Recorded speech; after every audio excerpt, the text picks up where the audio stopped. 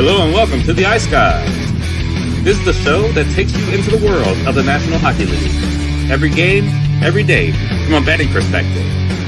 With pro sports handicappers Ian Cameron, Alex B. Smith, and various guests from the world of hockey and sports betting. And now, here's your host, Ian Cameron.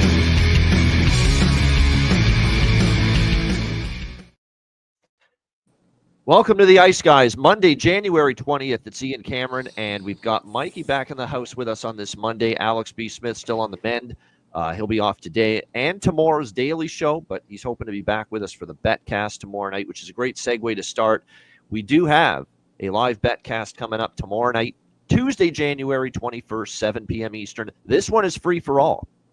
It's an open to the public betcast, so anyone can join us for this one and tune in. It is not just for the Patreon members. This one is our monthly free betcast open to everybody. So tomorrow night, Tuesday, January 21st, 7 p.m. Eastern time.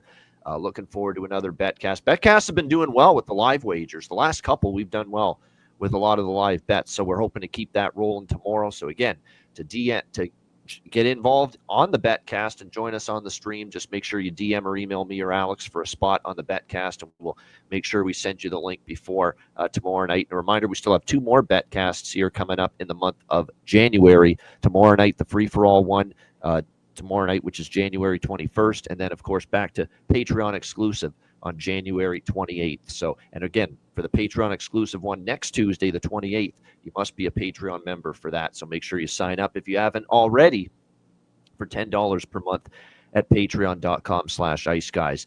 Just quickly on the Sunday slate, there were, of course, only 3 games yesterday. Ottawa adds to the recent woes of the New Jersey Devils. Another loss for New Jersey. It's a bad one. Forsberg hadn't played in a while. Really didn't play that great the last couple starts we saw him. And for New Jersey to find a way to lose that game, it's a bitter pill. I know Sheldon Keefe was saying there's a flu going through the team, illness, but you can't use that as an excuse. And he didn't use it as an excuse yesterday in that loss to Ottawa. Said we just have to be better. We need more from our top players. Our top players haven't been good enough. And when your top players aren't your best players, that old cliche, you're not going to win. Credit to Ottawa, though. Gutsy win because they had a very emotional roller coaster ride of a game, exerted a lot of energy on Saturday afternoon against Boston, and to have to come back and play New Jersey the very next day and win. I mean, credit to the Senators for sure, but a nice 2-1 win for them in that game. We saw the game of the day was the Rangers and the Habs, and it wasn't even close. I mean, it had everything. It was basically what Ottawa versus Boston was on Saturday, where it had great goals, back and forth action, momentum swings galore, big saves, tons of animosity, tons of physicality. Obviously Rempe and Jack-Eye dropped the gloves in what was a hell of a heavyweight fight. Just like the Ottawa-Boston game, had a little bit of everything to it, and it was an entertaining game, back and forth. The first start in Montreal for Jakub Dobeš, who finally showed some cracks in the armor, giving up 4 goals in that game, which was as much as he had given up in all his previous starts combined. But the bottom line is, when it was late in the third, tied at 4 and into overtime, even though Dobeš finally was beaten a little bit more than he has been in the past, he made the critical big-time saves. The couple of saves he made in overtime against the Rangers were terrific. Tremendous, gave Montreal a chance, and then they made good on it as Patrick Laine gets the overtime winner, and we cashed the best bet for me on the show yesterday, Montreal plus 105, and they get it done in thrilling fashion, 5-4 in overtime, 5-0 now as a starter this season now for Jakub Dobeš in net for Montreal, and a very humble kid. Loved hearing the quotes after the game saying, hey, it's not just me, the team played terrific, not wanting to take all of the shine, for that performance and that win last night. So great job. Again, Montreal still very much in the mix as far as the Stanley Cup playoff race is concerned. And then the third game of the night was Dallas bouncing back. And I said, as much as Detroit's made me some money lately, I knew that was the night to stay far away and clear of the Detroit Red Wings last night. I hated the spot. Wasn't sure what we were going to get from Alex Lyon returning in net. Dallas was off back-to-back losses, home loss to Montreal, road loss to Colorado. Figured they were going to bring it, and they did. They jumped on Detroit early in the first period, didn't look back. 4-1 win for the Dallas Stars in that game. It's frustrating because I had Marco Casper for a bargain bin Saturday against Tampa.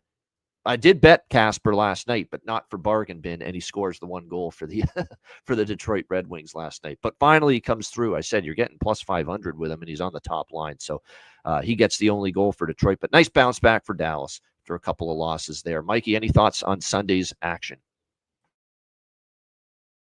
Yeah, just New Jersey's offense. It seems like it's been about a month now. Yeah.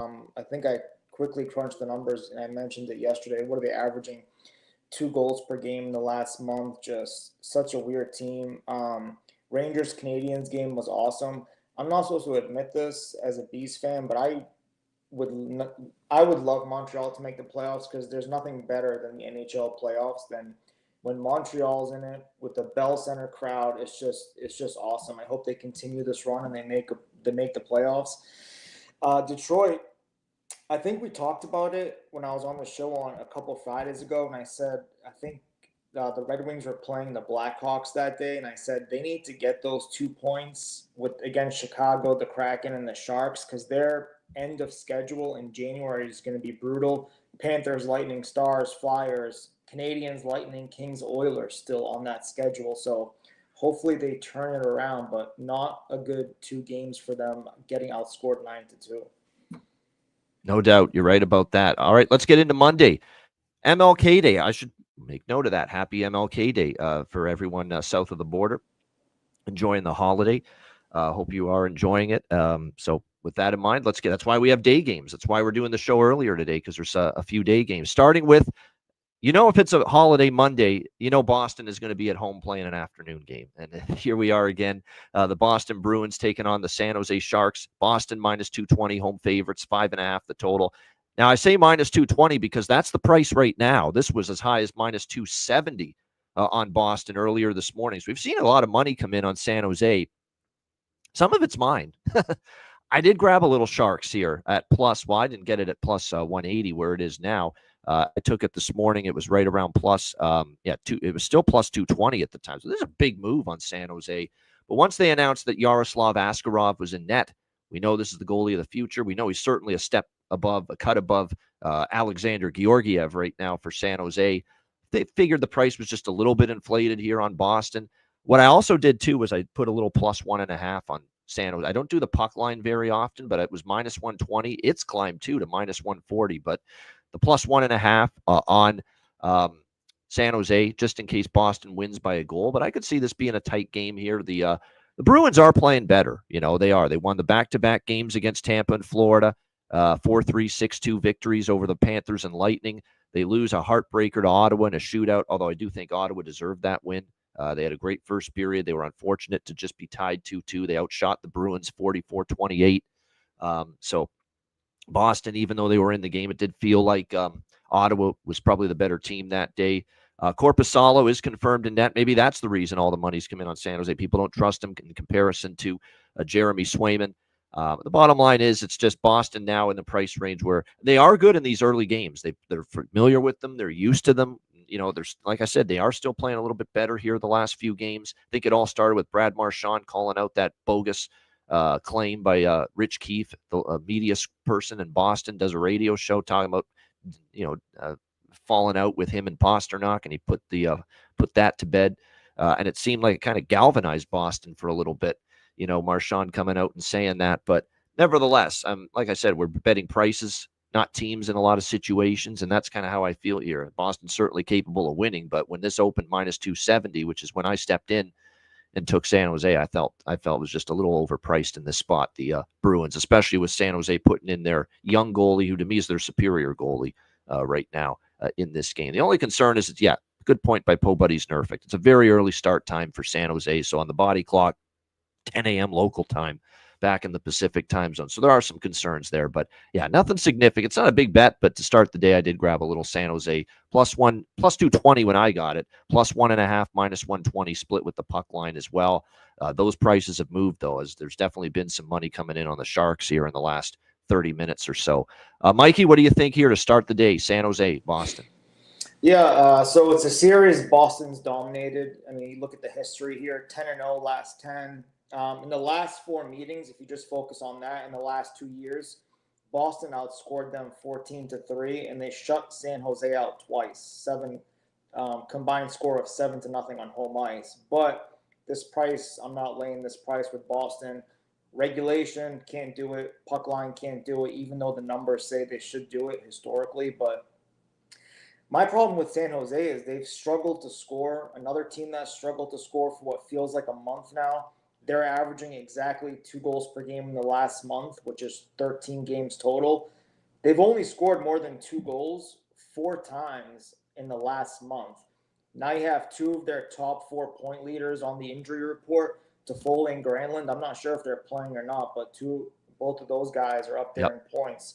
So I don't know where the Sharks' goals are going to come from, but I also don't trust the Bruins at this price. One thing to consider, there's 4 Sharks players who are going to be back at the Garden tonight. Will Smith, Graf, Thrun, and Celebrini, they're more than used to playing at the TD Garden, so you want to mess around with some player props with them, you can take a look at that. But as far as a side or total, I've got nothing on this one. That's a great point about those guys, because a lot of them have either they're from Massachusetts kids, or they've played for Boston schools, in their college days. So, that's a really good point about Celebrini, Will Smith, Colin Graf, players like that maybe wanting to step up, make an impact here for the San Jose Sharks today as they return to Boston to face this Bruins team. So all of those are good points. Again, this game's going to start in about 30 minutes from now. It's the first game at 1 p.m. Eastern. That 0-10 track record of San Jose versus Boston, I'm going against that here and taking them today. But again, we're talking about just the price. Felt it was just a little bit inflated here on Boston. And I like Askarov, the way he's been playing here. So we'll see how it goes. They are missing Toffoli, though. That is a significant loss here for the San Jose Sharks. Of course, the Bruins are still banged up on the blue line. And we're starting to see it. The Ottawa game was a clear sign of it. This team missing, they've missed Lindholm for months. This blue line has been nowhere near as good without Lindholm these last few months. But then you put Charlie McAvoy's absence on top of that, and you definitely see Boston having some issues right now on the back end. And Ottawa certainly showed that when they put 6 on the board against the Bruins on Saturday. We'll see how this goes. I know Alex likes the first period over. He sent me his card for today. He is on the first period over here in this game. I don't mind that. I mean, both teams are trending first period over. The only thing I'm concerned about is, early start. Where are the goals going to come from San Jose? And Boston may be tightening up right after giving up 6 against against Ottawa and 44 shots on goal. I don't think that's going to make Joe Sacco and the coaching staff too happy. So, they may want to tighten up early. So I get certainly trend-wise why the first period over may be a good bet, but I'm going to lay off that one. No Freddie either. He's out. He's sick. Yeah, Trent Frederick for the Bruins as well. And like I said, illness is floating around with a couple of teams now, so make sure you're aware of that. At that time of year, we're cold and flu season, and we're starting to see teams having to deal with that right now. All right, next game, also afternoon affair, Minnesota, Colorado. We've got the Avs minus 230, home favorites in this game. Total sitting at 6, shaded to the under in this one. I'm actually, with Minnesota, they got Faber back, obviously, in their last game. We've talked about the injury situation that they've had to deal with. Brodin is still out, Spurgeon is still out, Kaprizov is still out, but at least they got Faber back for that last game against Nashville. It didn't help them, though, as they lose to the Nashville Predators by a score of 6-2. Very contentious game. They wanted a piece of Zachary Leroux Saturday night for the slew foot that put their captain, Jared Spurgeon, out of the lineup. And of all people, Yakov Trenin stepped up to drop the gloves with him.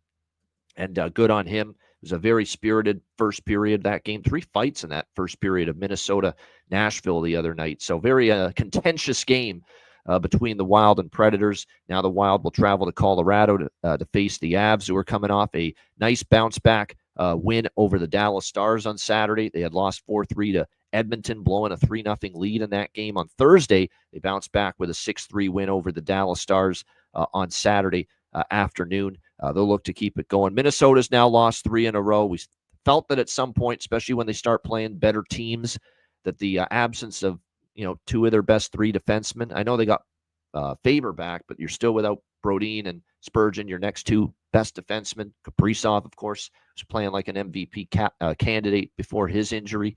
Eventually, when you play good teams, you just can't make up for all those injuries and expect to beat those kind of teams, and we're starting to see that. So I'm probably going to pass this game, quite honestly. That's the thing. For as high volume as I am, you've noticed the last few days, I'm passing a little bit more on certain games. And I think we're at that time of year. It's the doldrums of the season, the dog days. There's going to be certain games where it's just tough to get a read. And I think there's some value on Minnesota because they got pounded at home by Colorado recently when they were dealing with all these injuries. So a little revenge spot here for the Wild, but they're still very depleted. And while I think there's a little value on their side, I don't know if I want to go against Colorado in this spot. So off the game at the moment. What do you think here in this one, Mikey? Minnesota, Colorado. Yeah, another tough one. Wild on a 3-game skid. They've allowed 15 goals in that span, but again, it was against Vegas, Edmonton, and Nashville. So, I mean, I don't fault them too much with that depleted injury report, losing to Vegas and Edmonton, but that's a lot of goals allowed in 3 games. Colorado, though, they haven't really showed any consistency. They've actually alternated wins and losses every single game in January. I've noticed that too. I think I mentioned that the other day. Yep. So, and like you said, just last week, they went into Minnesota and hammered them 6-1. I love the price on Minnesota. It's a team that you generally know is going to put in a decent 60-minute effort, but it's against another top-shelf team. I just don't think that they can keep the puck out of their own net enough to win this, so I'm going to have to pass on this one. Yeah, I think if you like Colorado, take them team total over. Because the one thing I will say about Colorado is they obviously now they had gone 3 games without scoring 4. 3 in a row, Colorado, until they beat Dallas 6-3. But Minnesota, the last 3 games, you could say all quality competition. Maybe not so much Nashville, but certainly Edmonton and Vegas. They've given up 15 goals in the last 3 games combined, 4+ in each game. So if you believe Colorado wins, you can take them over their team total here. We'll see how that plays out. I agree with that. Lehkonen has an incredible track record of success offensively against the Minnesota Wild. He's scored a shit ton of goals against them. So we'll see if that continues here this afternoon. I still think Ross Colton, we've talked about how he's playing with Rantanen and McKinnon on the top line. He's still there today. Definitely some value. Lehkonen, obviously, with Middlestat and Drouin for the Avalanche. For Minnesota, Liam Ogren with I know Terry, who's a big Wild fan, who was on the show with me on Saturday, mentioned Liam Ogren, and like I said, you're definitely getting value with him up on the second line right now for Minnesota. Ryan Hartman has started to heat up. He's a streaky scorer, as you know. So when you start to see him put the puck in the net, so often those are the times you want to back him. So maybe a Ryan Hartman goal prop look could be worth it here in this game here between Minnesota and Colorado. 3 straight overs between these two teams. So I am waiting for the goal. I have some interest maybe in a full game over here because, look, Gustafsson has not been the same lately. We know they're still banged up on the blue line.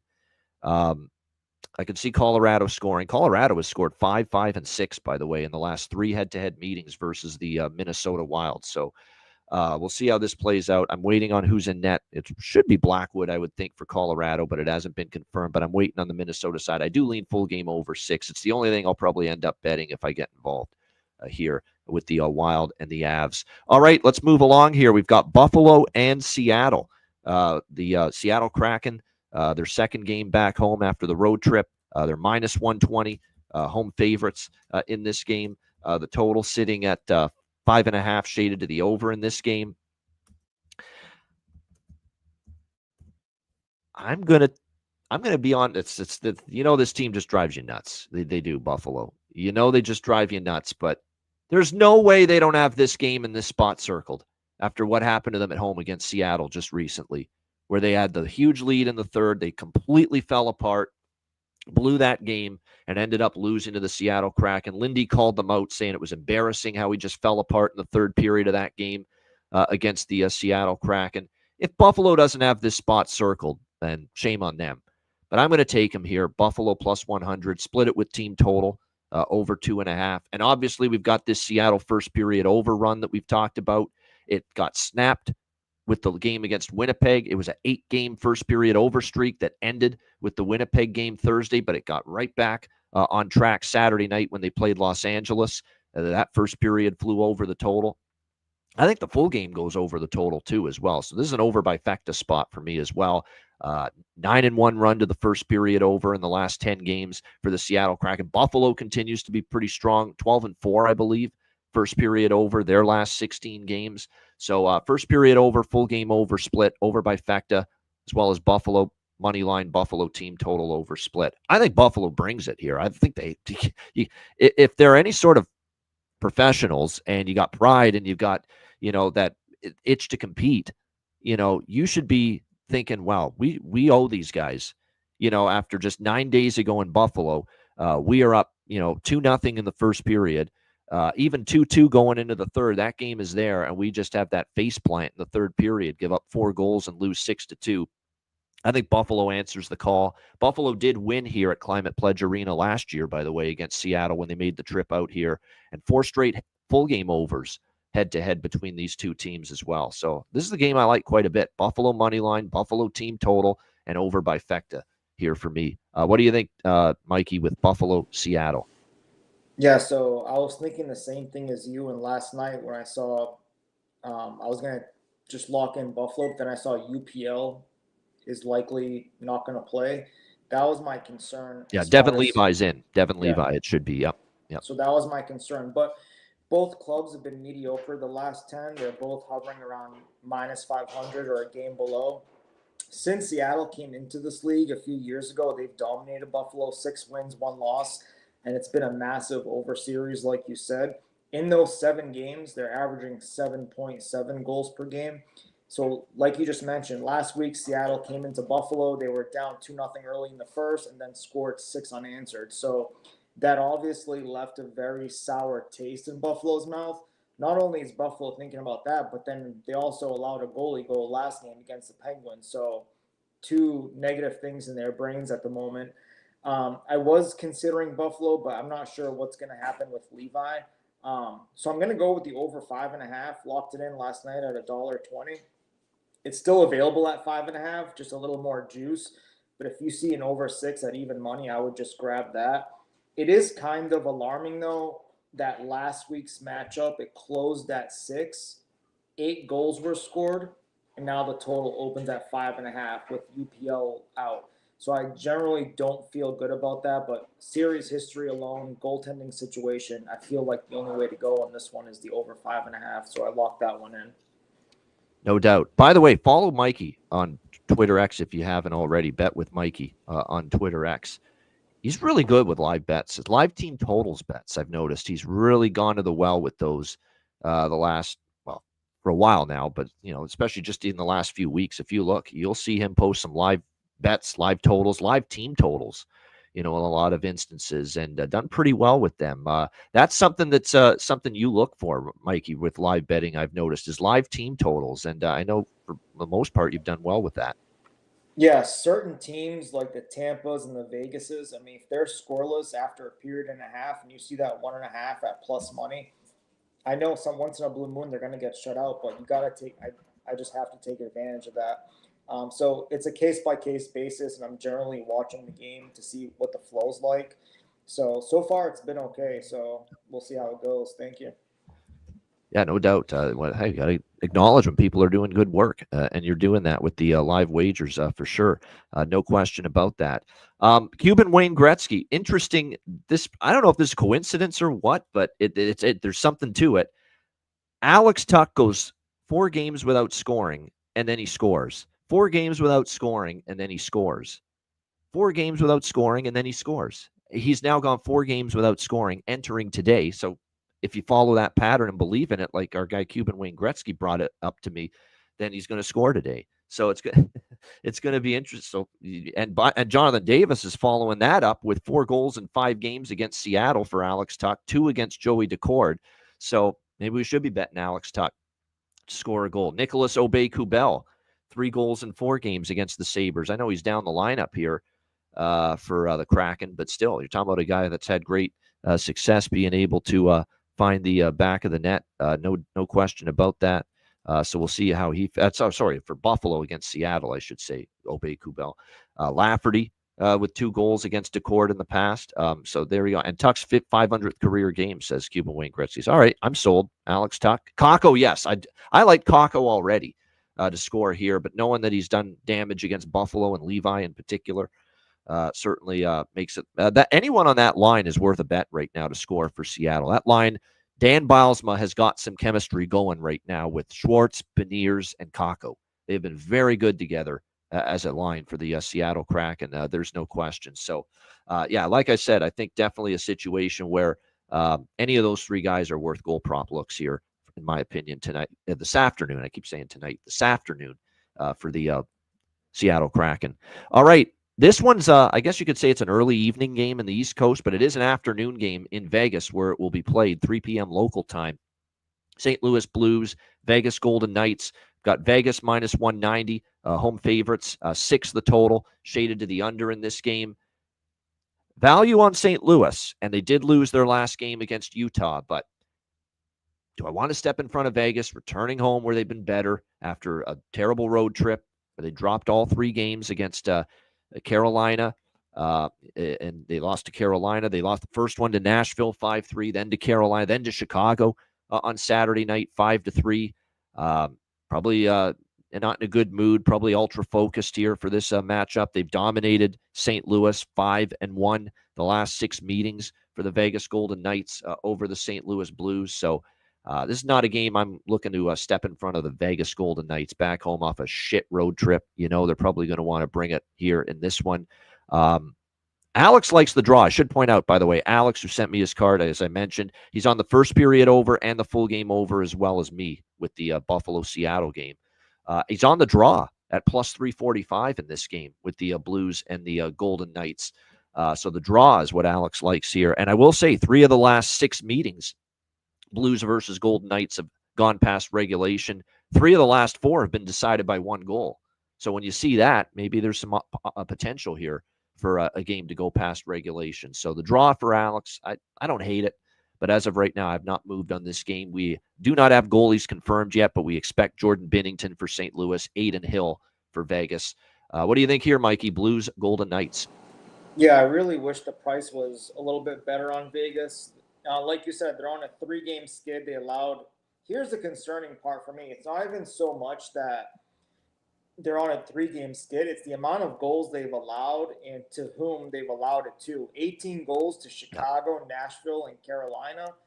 I mean, not only have they lost three in a row, but they've lost 5 out of their last 6.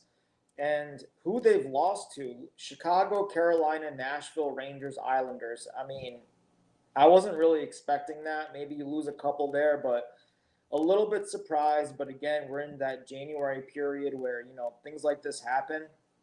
I mean, and none of those teams were in the greatest form to beat them and bury 3 goals each and every night. So knowing what I know about Bruce, of course the losses are concerning, but the goals allowed, the defensive structure, and the goaltending is what's going to keep them up at night. So Vegas hasn't lost 4 in a row all season. And the last time they lost 3 in a row, they nipped it in the butt the following game, which was mid-October. So that's how long it's been since Vegas has had an extended losing skid. I want to back Vegas, but the price isn't right, and I just don't trust them at the moment in regulation. I want to bet the over 5.5, but I might, yeah. Mikey, this over 5.5. And you know why? Jonathan's talking about how it's a lot of goals and day games, afternoon games in Vegas for the Golden Knights this year. I'm starting to look at St. Louis on the road lately, Mikey.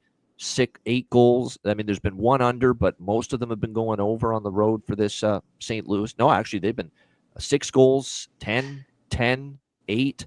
They're 3-0-1 to the over on the road in their last 4 games, the St. Louis Blues. So there's a lot of things that are aligning to maybe, and plus, don't get 6. If you want to jump on the over, and I'm thinking of doing that here in this game, get the 5.5. There's a lot of 5.5s out there. There's 5.5 minus 120 at DraftKings. There's 5.5 minus 122 at Bet Rivers. Shop around. There's plenty of 5.5s out there if you like the over, and I think I might get involved with that. Yeah, so I mean, I'm heavily considering it, but I'm also nervous that it could be one of those dominant Vegas games where they just win 3-1, 4-1. Yeah. But I don't know. We'll see. 5.5 though, I'm interested. Yeah. It's one of those deals where if it was 6.5, I'm off. But if I'm able to get 5.5, I do know T-Mobile Arena games for Vegas. You can think of the Nevada Day games that they have played in, I think it's November. Every year there's that or October, that holiday, and they play a Friday afternoon game. Crazy high scoring games they've had historically on that holiday in those afternoon games. So again, we'll see if that continues. But at 5.5, I think the over is probably worth a look. Blues aren't defending that well lately, by the way. They've been giving up a few more goals other than Calgary, but they had been giving up a few more goals since then. Like I said, Vegas just comes off a road trip where they gave up 13 goals. So, yeah, 5.5, I think it is worth a look there.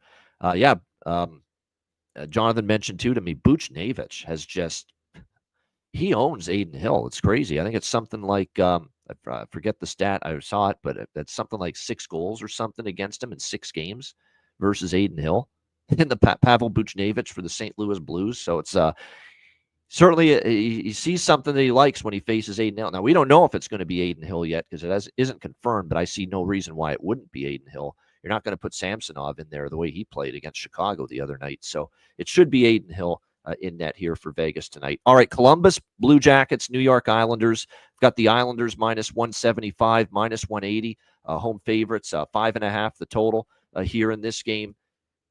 Look, took a shot fading the Islanders in this price range on Saturday with San Jose. Obviously, it didn't go well. 4-1 win for the Islanders in that game. They shut down the Sharks. Jackets are better than the Sharks. And look at this price here. This price, believe it or not, let's do a little comparison here. We had the New York Islanders on Saturday night laying about minus, they were laying a pretty good price, minus 220. Here they are laying minus 185 to minus 190 in some spots. 30 cents a difference for a Jackets team that's had a whale of a season so far. I don't think it's enough. I think it's one of those deals where this should be closer. This should be not just a 30-cent gap from the Islanders laying 220 to San Jose to the Islanders laying $1.85, $1.90 to Columbus. They should be laying closer to minus 150 here, the New York Islanders. Certainly they should still be favored, but not like this. Minus 185 here. And you got the Jackets off a shootout loss, the shootout loss to the New York Rangers the other night. So you're going to get them focused. That snapped a 6-game win streak for the Jackets. So, yeah, definitely. I think the Jackets bounce back. I think they're live here, very live in this game. I think, again, we are continuing to, odds makers are continuing to price the Islanders like back in the Barry Trotz days when they were making the playoffs and they were a much better squad than what we're seeing right now from them. As far as goaltenders for this game, Elvis Merzlikins and Ilya Sorokin are confirmed. It's not surprising. Alexander Romanov may not play for the Islanders on the blue line. They're, of course, still without Mike Riley on the blue line. Siplikov is out.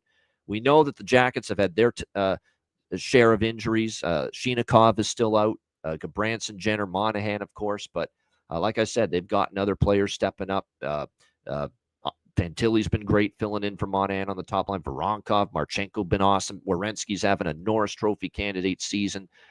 Denton Matejchuk is really stepped up on their blue line, that young kid as well.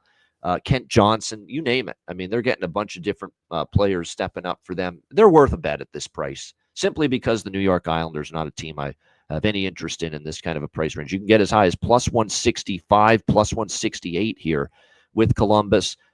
Split it up like I do with most of the bigger dogs with the Jackets team total, which is over 2.5. Right around minus 106. And we do have the system play in effect, obviously, with Columbus off a shutout. So we are indeed going to look at the first period over and the full game over here. The system play is on a heater right now. 7-1 in the last 8 situations. Well, it's been 4 games, but 7-1 first period overs, full game overs in those 4 games. Although it's 9-1 if you include that pseudo system play with the Rangers last night, because it's registered as a shutout against Columbus, even though they won, because they scored no goals in regulation and overtime. So if you're adding that into the record keeping, then it's 9-1 in the last 10 for the system play over 5 games. So that's what we're looking at. It's heating up again, the system play. Now, I know it's a system play with the Islanders. I get it, but Got to bet it when you see it. So over by Fecta, system play over by Fecta. And I'm also on the Jackets money line, split with Jackets, team total over. Mikey, what are you thinking here? Columbus, New York Islanders. Yep, I've got a lot in this one. Just real quick, it's a division matchup. That's been dominated by the Islanders, 8-2 last 10. If you look at how these teams are playing against their division rivals, Columbus is 7-3-3 against the division, and the Islanders are 4-5-2. But the Islanders are 3-1-1 at home against the division. Isles over-unders at home this season against the division, 5-0. So that's something to consider when you're betting the over. Columbus is off a shutout. The last 2 times they were shut out this season, which came against Edmonton and Carolina, much, much tougher opponents. They scored a goal in the first period. The first period went over. The full game went over. And Columbus scored at least 3 goals. So here's what I have. First period over 1.5. First period Columbus team total over half, which means they just have to score a goal. It's $1.22. So that's not too bad to That's pay a good price that. just to ask one goal for one goal Yep, from them. Yep. One goal. Columbus team total over 2.5 is only $1.10. These are all last night prices. I'm not sure if they've gone up. And I'm with you on Columbus plus 140 and the over 5.5. No doubt. Yeah, Kent Johnson's on my prop card, 100%. Fantilli again for Columbus. No doubt. Like I say, I think there's definitely I think Columbus will score here, and you just mentioned it. They have a track record after being shut out of bouncing back offensively early and often in their next game. We'll see if that continues here tonight. But yeah, like I said, Fantilli, Johnson. That Voronkov, Fantilli, Marchenko line's been good. What I like about Johnson now, too, is he's moved up. He's a top 6 forward now. He's playing with Sillinger and JVR, James Van Riemsdyk, or as Don Cherry once called him, James Van Beesbrook, on the second line for the Columbus Blue Jackets.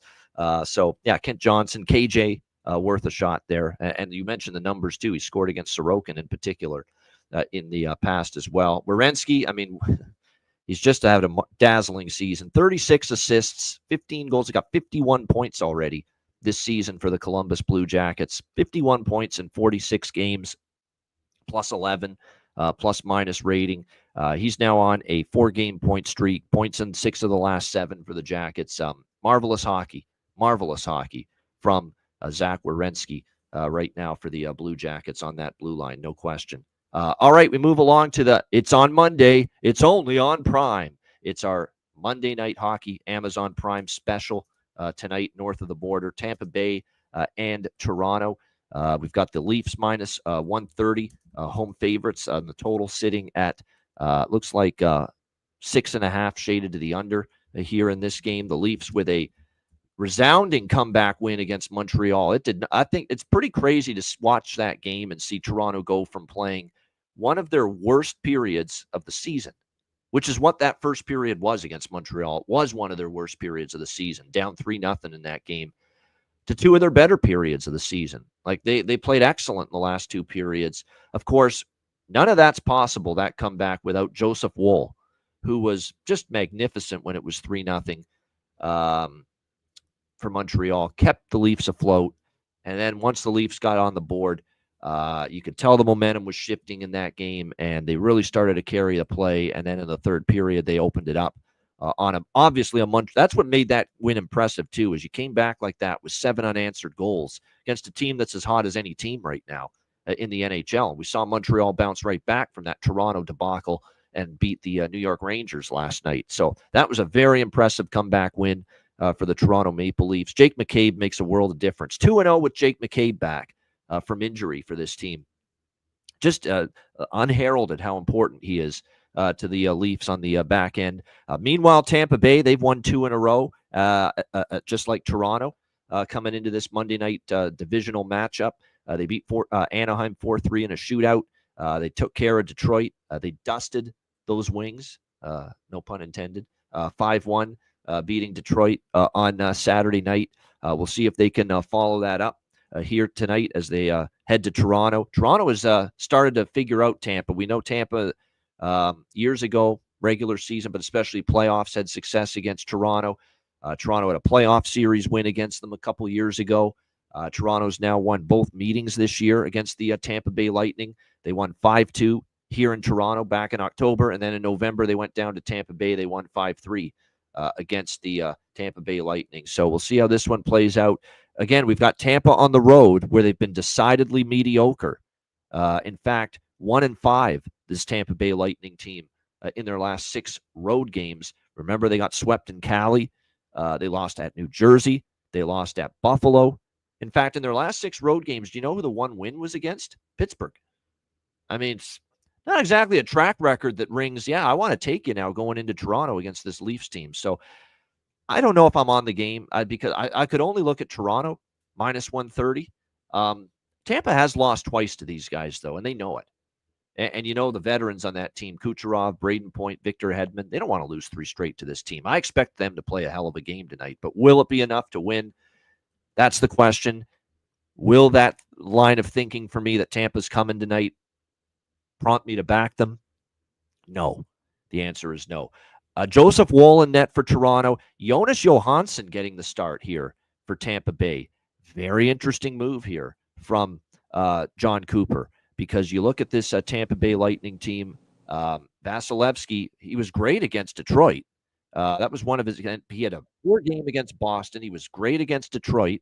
Tampa does play tomorrow night against Montreal, so they've decided to save Vasilevsky for that game. And I think part of the reason is Toronto's beaten Vasilevsky twice. Vasilevsky started both of those Lightning losses to the Leafs earlier this season. So I think the thinking here is let's give Toronto something different here to look at, because certainly the Leafs had no issues getting to Vasilevsky earlier in the year. They put 5 goals on the board, in both of those games against Tampa with Vasi in net. So Cooper's saying, you know what, keep Vasi for Tuesday night, put Johansson in tonight.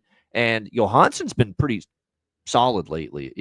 We've ragged on him a lot in the past, but he won for them against Pittsburgh 5-2, and or they lost, I should say. No, he came in. No, it was I'm thinking way back, the Pittsburgh game. Yeah, that was the one they won 5-2. 2 goals allowed. He played well. Anaheim, he lost that game. He didn't play that bad though. He had a shutout back in December against Florida. When they beat the Panthers 4-9. He's been a little bit better, Johansson. He's not been that auto fade that we've talked about in the past. So I've not moved on this game. I lean Toronto, though. What do you think here in this one, Mikey, Tampa Bay, Toronto? Yeah, I was trying to figure out what John Cooper was going to do with the goaltending situation, given that it's a back-to-back. But I thought Vasi tonight and then Johansson tomorrow, he could steal you it. He hasn't been playing too bad. So clearly, I'm not thinking the same as John Cooper, though. So that's what he's doing. So that means I'm guessing I was waiting for Toronto to creep up in price because last time they played Tampa at home, they closed around minus 132-ish. So not sure where it's at now. I know it was at $1.22 earlier, but I'm sure it's gone up with Johansson confirmed. Like you said, 3rd meeting this season. Toronto won the first 2, 5-2 and 5-3, and they've taken 4 out of the last 6. If you're not looking at the playoff series, Toronto's been excellent this season against the division. 10-4 and 6-1 at home when they face teams in the division. Tampa has not done well against the division. 3-6 and then 1-3 on the road. So I was going to wait and see how much money comes in on Toronto. So we'll see what they end up closing at. I really want to take a shot with Tampa, but now with Johansson in that, I'm not sure, but I don't know if you remember, I think last month Tampa was off a shutout. I think it was against Florida, and the next game they had Johansson in net. Didn't he shut him out or something like that? I'd have to go back and check, but it was right after they just got shut out. Yeah, I think it was in December. But yeah, you had Johansson off a shutout. So Johansson came in and shut them out the next game. So it was against Florida, December 23rd. They lost. Yeah, he shut out Florida, and he played great against Seattle before that. He did give up 4 to Montreal December 29th, 3 to Anaheim, but then he had a good 2 goal. And by the way, I remember when they beat Pittsburgh that night, 5-2. They didn't play that good, Tampa Bay. Pittsburgh really carried the play. Johansson had to be really good in that game. So this is not an auto, wow, Johansson's in net, fade Tampa Bay. He has been a little bit better lately. And, the price with Toronto, just like the Red Sox and the Yankees, people love betting them. So I'm just going to wait and see where this closes at before puck drop. And if you see Tampa plus 120-ish, plus 125-ish, I'll take a shot with them, even with Johansson. This is the time where people doubt him, like, oh, back-to-back, Johansson and net, let's take the other team. This is where Tampa generally surprises you. They do, and they've lost 2 in a row to Toronto, and they know it. They're 0-2 against the Leafs this year. They don't want that to continue. I expect them to bring a good effort. The only thing I can't get past is, Toronto's heating up again. McCabe being back's made a difference, and Tampa 1-5 in their last 6 road games. That's a tough, and they've lost to some, San Jose, Anaheim. Their only win in those 6 road games were to Pittsburgh. They haven't beaten a winning team on the road in a long time. That's probably going to keep me off any interest on Tampa Bay, as I said, but we'll see. I do expect them to want to play a good, strong game here, knowing that they've had their issues with Toronto in the previous 2 games this year. As far as props go for this Lightning and Leafs game, this should be one of the better games, certainly tonight on the board. But Nick Paul, 100%. Nick Paul loves playing the Leafs. Absolutely, he does. He's a great goal prop candidate, in my opinion, tonight for this Tampa Bay team. Playing with Cirelli and Hagel on that second line. So, yeah, definitely no problem looking in that direction. For Toronto, Matthew Nyes, I keep saying it, but I'll say it again. As long as he stays on that top line, he's worth a look. Nylander, Pontus Holmberg has moved up to the second line, centering it with McMahon and Nylander. So there's Holmberg and McMahon value. Fraser Minton is back in the lineup. Max Pacioretty is out, by the way, for the Toronto Maple Leafs tonight. Upper body injury. He was ruled out after the morning skate. So it's Fraser Minton, called up recently from the Toronto Marlies. He'll center the third line for Toronto with Max Domi and Nick Robertson here tonight in this game. Over 6 is a consideration to lean that way because, look, we've seen a lot of overs in Toronto with these 2 teams. Both games this year went over the total as well. And Toronto, I remember after when they went into that New Jersey game, they said, we're doing a lot of good things defensively, but we've got to start looking at how we generate more. And 2 games since they said that, they've not only won them, but the games have gone over the total. The New Jersey game, and of course, obviously the Montreal game, 7-3 Saturday night. So Toronto's really put an onus and an emphasis the last couple of games. Even though Berube's a defensive guy first and foremost, they said, well, we like our team game defensively, but we got to start generating more, and they've kind of worked on that the last couple of games, and as a result, their games are, they're not sitting back nearly as much, the Leafs, and that's probably why these 2 games have gone over. So like I said, I think full game over 6. I have some interest in that here with the Lightning and Leafs as well. All right, let's move along here. We've got 3 games left, Carolina and Chicago. Carolina minus 300 road favorites, total sitting at 6, shaded to the under here in this game. How about those Blackhawks, huh? Not just winning Saturday night, and obviously wins have been few and far between. Wins have been difficult to come by this year for the Blackhawks, but to win against Vegas at home, 5-3 on Saturday night, give them a lot of credit for that. Excellent job right there by the Blackhawks, but we'll see if they can follow that up. One thing we know about those lesser teams, the bottom tier teams in the NHL, is they have a difficult time putting good games together. A difficult time stringing wins together, and you can put Chicago in that category. When the hell's the last time the Blackhawks have won 2 games in a row? Got to go all the way back to mid-December. Since then, they had 1 win against Montreal after a 5-game losing streak, and then they lost the very next game against the Rangers. They beat Colorado 3-1. They lose the very next game at Detroit. So the ability to win 2 in a row has not consistently been there for Chicago. Carolina starting this mini road trip, and then they go back home. They only play here and then in Dallas. But a 3-2 win for them against Vegas, which snapped a 2-game losing streak for them. We'll see if they can follow that up. Pyotr Kochetkov is projected but not confirmed in net. Peter Mrazek already confirmed in net for the Chicago Blackhawks. And man, is that guy's season been all over the fucking map as far as his performances. He's had some excellent outings, and he's had some dreadful ones.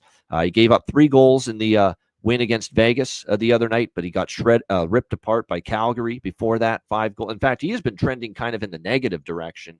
He has given up 3 goals or more in 6 of his last 8 starts coming into this one, which is not what your 6 of his last 7 starts coming into this one. 4 or more in 5 of the last 7. So his net minding hasn't been trending in the right way. This is definitely not a situation where I'm interested in either side. This is a clear pass from a side perspective. I'm not trusting Carolina on the road yet either. Carolina's still got some improving to do on the road. You look at this road record of theirs. They lose to Columbus in a shootout, Tampa 3-2, Buffalo 4-2. They've had issues with their road record, 9-13 overall for the Carolina Hurricanes on the road this year. Not at this price range do I have any interest in Carolina, but I can't say I'm running to bet Chicago even at this big price, knowing that, winning 2 in a row has been a difficult task for them. I am on the first period over in this game. That's it. We're riding the 12-1 to the first period over with Chicago in the last 13 games. I don't even like the full game over. I could see this being 1-1 or 2-0 first period, then it slows down a little bit after that. Sometimes that does happen, especially in Carolina games. You get those early goals, and then it kind of slows down after that. So first period over is all I got here in this one. Mikey, what do you think here? Carolina, Chicago. Yeah, first period over 1.5 at $1.20. Even though Carolina's owned Chicago 9-1 straight up last 10, and it has been an over series, I'm not touching Carolina at -310. Puck line regulation, no thank you. Both teams are fresh off of beating Vegas Golden Knights, so they're feeling pretty good about that. I just don't know which Chicago team we're going to get and which goaltending we're going to get for Chicago. So I don't want to spend too much time on this, so over 1.5. Yeah, that's a good point from Jonathan. Yeah, Chicago hasn't won 2 in a row in a while, but at home they have sprung up and beaten some teams: Florida, Dallas, Washington, Montreal, Colorado. Yeah, the Montreal game, I remember them beating Montreal. Montreal was in that ultimate flat spot because they were coming off the Tampa win, the Florida win, the Vegas win. I think the Colorado game was after that. It was the Tampa, Florida, and the Vegas win, those 3 in a row. Then they fell into the trap. They lost to Chicago. Then they went out to beat Colorado, and Dobish dazzled the very next night. So, yeah, but you're right. They have been a feisty team, and they've played some of these better teams tough at home. We'll see if they can do that again here tonight against Carolina. As far as series history, Carolina's owned them 6 straight head-to-head wins, so it's 6 in a row for Carolina over Chicago. We'll see if they can carry that over here to this one here tonight. All right, we've got just a couple of games left for this Martin Luther King Day Monday NHL slate. Winnipeg Jets travel to Utah to take on the Utah Hockey Club. We've got Winnipeg -170 road favorites. The total in this game sitting currently at 5.5 shaded to the over in this game. Credit to Utah. They finally get a home win. It has been tough sledding for them at the Delta Center to pick up victories. They finally got one against St. Louis on Saturday night. But even after that win, I think I've still got them at 3-14 in their last 17 home games. I mean, it's been a tough run at home on home ice for the Utah Hockey Club, but they got a much needed win to stop the losing streak at home, beating the St. Louis Blues by a score of 4-2. We'll see how they fare here, but you got Winnipeg coming in off the 3-1 home loss to Calgary, a night where they rested Connor Hellebuck. Eric Comrie got the start Saturday night against the Calgary Flames. They ended up on the losing end of that one. We'll see how this one plays out. I think the move to Winnipeg's correct. I think Winnipeg probably wins. I mean, I certainly think at -140, that price was definitely a little bit low given the gap between these two teams. You got the superior team, awful loss, a team that struggled at home like Utah has. But now it's up to -170, -180 now in some spots. So you probably lost a little bit of value here as far as this money line on Winnipeg is concerned. I mean, I bet it early, but I don't want to recommend it now with the Winnipeg Jets at -180. I got it. I didn't even get the best of it. I got -150. It had already moved 10 cents when I bet it. -150, but -180, I can't recommend that now. I do think Winnipeg wins, but I think the price kind of the ship has sailed, if you will, with that. Connor Hellebuck obviously expected to be in net here tonight. Karel Vejmelka projected for Utah here in this game. And keep in mind, they've already been without Gunther, who is a big loss. They're already without Dursey for months, and now Mikhail Sergachev, one of their better blue liners as well. Game time decision with an upper body injury for Utah tonight. So definitely something you want to be aware of here in this game. Again, and be aware of who's in net for Utah. Because we did see Ingram the other night against St. Louis. He played pretty solid. Right now, they've got Vejmelka projected. Doesn't mean for sure it's going to be him. So keep an eye on this. Either way, I think Winnipeg bounces back. It's just a question of, do you still want to take them now at -170 with the price move What do you think here in this one, Mikey? Winnipeg, Utah. Yeah, so a very long homestand is finally coming to an end for the Winnipeg Jets. They head to Utah for their first road game in 2025. This team has been at home for almost 3 weeks. Winnipeg has been excellent against the division, 12-4 against division teams. Only 3-3 on the road though. Utah, they haven't done great against the division, mediocre 5-6 and 2-4 at home. I should have grabbed the Jets yesterday when I saw them at $1.40. It felt oddly cheap for them. Now they're minus 166 and climbing the last I checked. However, the price is still good enough for me at -1, so I'm on the Jets -1 at +109. All right, like in the Jets -1. So we'll see how he. Ingram confirmed, says RotoWire. Okay, good to know, Nick. Great job finding that. So I usually use RotoWire. I use RotoWire too, so I'm wondering why the hell I haven't seen it yet. Let me just refresh here. Maybe okay, must have just been in the last minute or two. Yep, I see it now. Ingram in net for Utah. Not surprising because he actually they won with him in net. Like why the hell, if you're Andre Tourigny, would you not go back to him here in this game? And that's exactly what they've. I think, like I said. Makes sense to go back to him. You got the win with Ingram against St. Louis. Go back to him here tonight in this one. All right, final game for this Monday slate. We wrap it up in Los Angeles with the Pittsburgh Penguins taking on the Los Angeles Kings. LA -190, home favorites. The total sitting at 5.5 here, shaded to the over in this game with the Penguins and the Los Angeles Kings. Indeed, this is the first home game for the LA Kings since the tragic, horrendous, heartbreaking fires have just raptured through that area, the Los Angeles community. Heavy hearts, I'm sure, tonight at Crypto.com Arena, given the situation. I'm sure there's plenty of pregame things planned to acknowledge just the devastation that's gone on, obviously, in Los Angeles right now. So I feel this is an LA spot for sure. Not to mention they lost in Pittsburgh when they went there to play the Penguins just recently. It was a recent loss, too. It was in mid-December. Pittsburgh got them with a 3-2 overtime win in that game over the Los Angeles Kings. So, I already saw the pictures, Rich H., with the LAFD logo at center ice.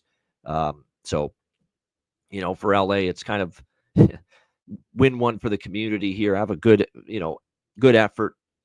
Do the best you can, represent LA proudly, and put your best foot forward. Obviously, it's going to be a very emotional night there in the building, given everything that's happened in that area the last few weeks. And again, the first time the Kings have played a home game since the fires began in that area.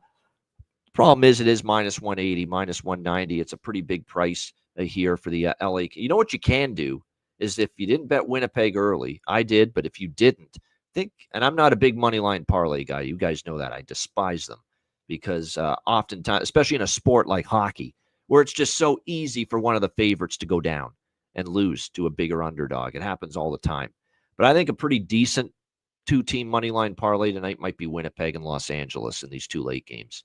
You got the Jets coming off the loss to Calgary, team that struggled at home, the Utah Hockey Club. You can see Winnipeg winning that game for sure. And I do think LA wins this game, but obviously, don't want to lay -180. So what you can do is you can grab Winnipeg and LA, put it in a two-team money line parlay. You'll get plus money on it. You'll get +140, +150, on the two of them, Jets and Kings in a money line parlay. I think that's not a bad approach right now, given what you're being offered at the current prices with both of those teams. Yeah, it is off a road trip, Rich H., but they're off a loss at the end of that trip. It's off a win or a couple of wins at the end of the road trip where I'm definitely looking to fade the team coming home. But, they lost 3 of the last 4 of that road trip. The only win was against Vancouver. They lost to Calgary. They lost to Edmonton. They lost to Seattle in their last game. I do think they play a pretty strong, focused game here tonight, the LA Kings. So I do think they win. Like I said, I would consider Jets Kings money line parlay here, and you'll get +150 on that, to wrap up the night. Mikey, what are you thinking here? Our final game for this Monday night slate: Penguins Kings. Yeah, I've been waiting for this game for a couple weeks now. I mentioned it a couple Fridays ago on your show to look out for this LA team when they come home on Monday. First home game since those awful wildfires. So, I mean, not to compare a tragedy with betting, but this is one of those like situational scenario based bets that come along like once in a blue moon. Kings are also off a not so good road trip, but my concern is only one day off in between, which is a concern for me. So they're only home for 2 games before heading out for another 5-game road trip. That's just not enough time to see friends and family and take care of what they need to take care of. But I'm going to take advantage of this, but I'm going to try and focus only on the first period. So first period LA on the puck line plus 140, and first period LA Kings team total over 1 at plus 125. All right, good stuff. Penguins and Kings. Like I said, that'll be an interesting game to take a look at and watch tonight. Laferriere, by the way, is out for LA. I did want to mention that. Nedeljkovic and Kemper are the projected goalies here for this game. And as Rich H mentions, another thing, too, even though it's off a road trip for LA, they have been a machine. And that's putting it mildly here at Crypto.com Arena. The home ice record for the LA Kings off the charts, 14-2-1. I don't think anyone's got a better home record in the NHL than the Los Angeles Kings this season. So we'll see if they can keep that rolling. I think Jets and Kings moneyline parlay, or you could take them individually if you're worried one of them might lose. You could do Jets in regulation or Kings in regulation or Jets -1, Kings -1. Whatever you're thinking of, you could vary it up, because I do think the percentages are good for the Jets to beat Utah, the Kings to beat the Penguins here tonight in this one. All right, great stuff. Shout out to everyone in the chat. We appreciate it very much. Oh, yeah, as far as props, there were a couple, mostly on the LA side, that I was interested in. Alex Turcotte, finally, we talked about him. As long as he stays with Kempe and Kopitar, value and opportunity, and he's starting to produce now. So Alex Turcotte, goal prop I like. Fogel's been good, playing with Byfield on the second line. Definitely would be interested in both of them as far as any goal props for the LA Kings. I would say Drew O'Connor, Bunting, maybe Tomasino on the Pittsburgh side, as far as maybe a couple that might be able to find the back of the net, few players that might be able to cash a goal prop tonight. Great stuff from Mikey. Always appreciate when he can step up and join us here on the Ice Guys show. And we appreciate everyone in the chat tuning in to the show as well. Hit the like button. Appreciate it very much. And a reminder, subscribe to the Patreon page, patreon.com/iceguys, just $10 per month. Again, goalie charts, totals charts, our daily Ice Guys show betting card, sides, totals, player props, posted each and every day on the Patreon page. And again, we've got our next Patreon exclusive live betcast next Tuesday, January 28th. The only way to watch that betcast and join us on it is to be a Patreon member. So make sure you sign up if you haven't already. Just $10 per month. Your subscription goes a long way to supporting the show. Patreon.com/iceguys, just $10 per month. And of course, a reminder too that tomorrow night, Tuesday, January 21st, free for all betcast, open to everybody. We're looking forward to it tomorrow night, 7 p.m. Eastern time. Make sure you join us for that betcast. It'll be a lot of fun, as it always is, and hopefully profitable as well. So make sure you DM or email me for a spot on the betcast and tomorrow night, which is, again, open to everybody, free for all, and I'll send you the link for the betcast before it begins. And last but not least, make sure you get to the Ice Guys store, get yourself some Ice Guys gear and merchandise over at iceguys.myspreadshop.com. All right, bargain bin special of the night and best bets coming up in just a moment, right after we hear from our great Ice Guys sponsors.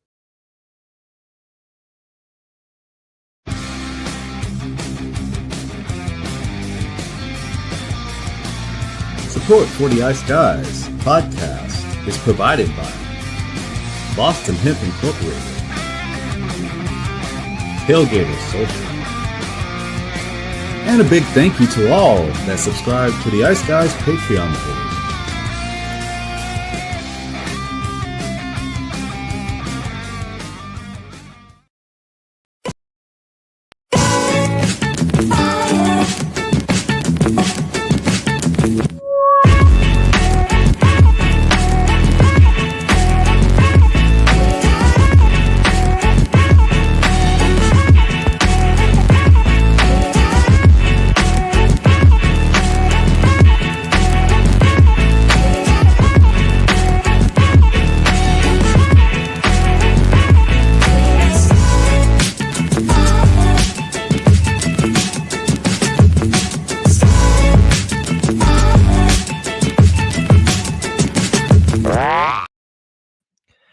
All right, Solid Fire Monday, courtesy of Boston Hemp Inc. Make sure you check them out. 20% off all orders on the website using the promo code IceGuys at bostonhempinc.com. Maybe we should have put that music away for 1 week. You're right, Solid Fire when we're talking about what's happening to the folks in LA, but that's all. Like I said, we sympathize. There's no doubt. And make sure you check them out, bostonhempinc.com. All right, bargain bin special of the night for this Monday, NHL slate. Pretty good card for a Monday because of it being a holiday. And I guess they usually load it with a few more games than normal, and they've definitely done that here for this Monday. So lots to choose from as far as bargain bin worthy wagers. Mikey, we'll start with you. What do you like for your bargain bin special? We're heading to LA. Trevor Moore, anytime goal, plus 370. He's a Thousand Oaks kid just outside of LA. Only negative, third line, second power play, and he hasn't scored since December 7th, but I'll take a shot tonight, see what happens. Trevor Moore, anytime goal, plus 370. Trevor Moore, LA Kings, plus 370, playing with a heavy heart. Obviously, California kid. Trevor Moore, plus 370 for Mikey for the bargain bin special of the night, obviously, with the LA Kings. I'm going to give you two for a bargain bin special. They're from the night games, both of them. The first one is going to be Kent Johnson for the Columbus Blue Jackets, plus 390 at FanDuel. Good track record against the Sorokin in particular, but also really been making the most of his opportunity on the second line for the Jackets. So Kent Johnson, Columbus, plus 390 is my first bargain bin special. My other is Nick Paul for Tampa Bay. There is something about playing Toronto. This guy loves it. You know, he has scored more often than not facing the Toronto Maple Leafs, and wouldn't surprise me if in Toronto he finds the back of the net once again tonight for the Tampa Bay Lightning. So Nick Paul, Tampa Bay, plus 420. So there you go. Two bargain bin specials. Kent Johnson, Columbus, plus 390. Nick Paul, Tampa Bay, plus 420 for bargain bin special of the night for me. And by the way, Cuban Wayne Gretzky now, I believe he said he might be on the stream. Am I seeing that right for the betcast tomorrow night? Did I see that right? You might actually be joining us on the stream. That's pretty good. He is actually being deployed for service to serve his country in the Navy in the next, I believe, week or so. No, not the next week, 2 weeks from now. It's early February. So he already told me well ahead of time, if you don't see me in the YouTube chat on the show after early February, that's the reason. So like I said, it's going to be absolutely. We'd love to see you in the on the betcast, Cuban. If you're able to join us tomorrow, definitely. And like I said, it's open to everybody. This one's free. It's not a Patreon exclusive betcast tomorrow night. So it's open to everybody. The door's open. Come one, come all. Tomorrow night, 7 p.m. Eastern on Tuesday for our Ice Guys live betcast. All right, best bets. Mikey, what do you got here tonight or today? It could be an afternoon game as well. But what do you got for this Monday for best bet? I'm going to go with first period Columbus team total. Over half, which means they just have to score a goal, plus 120. I'm sorry, $1.12, minus 112. Columbus has scored a goal in the first period. There you go. Columbus, just simple. Score in the first period. Columbus team total, minus over a half, minus 122, or Columbus to score a goal in the first period, whatever you want to call it, minus 122 for Mikey with his best bet for this Monday card. My best bet for this Monday slate, a lot of good choices to go with. Let's go to that afternoon game with Buffalo, Seattle. We'll go over 5.5 minus. I like them both. I will say this about the Buffalo first period overs. The last couple have stayed under. Seattle's been a huge first period over team. The last couple Buffalo games have actually stayed under in the first. So I'm going to play the full game. Or I'm on the over by Fecta. I'm on both. But I'm going to go with the full game for that for my best bet. So Buffalo, Seattle, over 5.5. Minus 120. That is going to be my best bet. And I do want to mention for Alex, I already mentioned he's on the Bruins Sharks first period over, Sabres Kraken over by Fecta, St. Louis Vegas draw. He's on Tampa Bay Toronto draw plus 315, and he's on the LA Kings puck line minus a half plus 138, and LA Kings team total over 3.5 plus 110. His bargain bin special of the night, Alex's Teuvo Teravainen for the Chicago Blackhawks, plus 475. That's his bargain bin special. And his best bet is Carolina, Chicago, first period over. 1.5 minus 125. Again, 12 of the last 13 Chicago Blackhawks games have gone over the total in the first period. So there's Alex's card. My best bet for this Monday, as I mentioned just a moment ago, Buffalo, Seattle. Over 5.5, minus 115 is the best price out there right now. Sabres, Kraken over 5.5, minus 115 for my Martin Luther King Holiday Monday best bet here on the Ice Guys show. Shout out to everyone in the chat. We appreciate it very much. Mikey, any last words before we wrap up the show? No, big card. Happy holidays to everyone, and let's just make some money today. Yeah, let's have a big Monday. It was a great Sunday, even with 3 games. Very profitable yesterday. We'll see if we can keep the good vibes and the profits going here for this Martin Luther King Monday. Shout out again to everybody in the chat. Hit the like button. And one final reminder, we've got our free-for-all live betcast tomorrow night, Tuesday, January 21st, 7 p.m. Eastern. DM or email me for a spot on the betcast. We'll make sure we get the link sent to you for that betcast before it begins.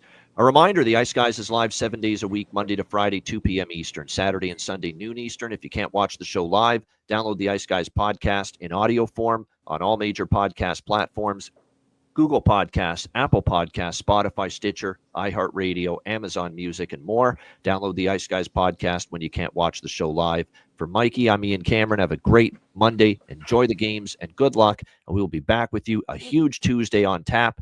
Daily show, 2 p.m. Eastern, and our live betcast tomorrow night, 7 p.m. Eastern. A big Tuesday coming your way tomorrow right here on the Ice Guys.